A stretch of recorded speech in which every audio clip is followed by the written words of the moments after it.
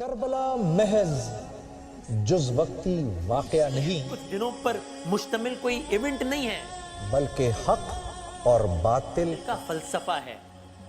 کربلا محض ایک مقام کا نام نہیں ہے، عراق میں موجود ایک جگہ، ایک شہر کا نام نہیں ہے، بلکہ ظلم کے آگے ڈٹ جانے کا حوصلہ ہے۔ صبر کا درس ہے، ایثار کی مثال ہے۔ کربلا بے سر و سامانی میں ظالم اور جابر سامراج سے ٹکرا جانا ہے۔ کربلا ہر حال میں دین کا وفادار رہنا ہے۔ کربلا سوکھے گلے سے ظلم کی تلوار کا گلا گھونٹنا ہے۔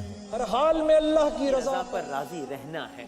اگر ہم تاریخ انسانی پر ایک نگاہ ڈالیں تو یہ جہان بے ثبات حق اور باطل کی کشمکش کا مظہر دکھائی دیتا ہے۔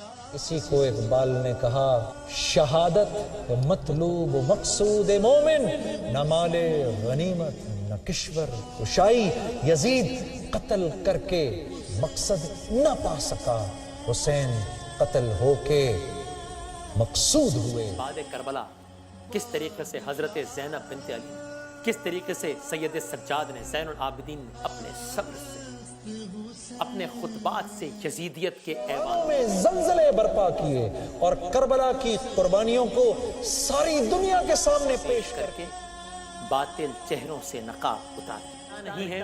کوئی سہارا یزید کو ملتا نہیں ہے، کوئی سہارا یزید کو اس طرح سے زینب نے اجاڑا۔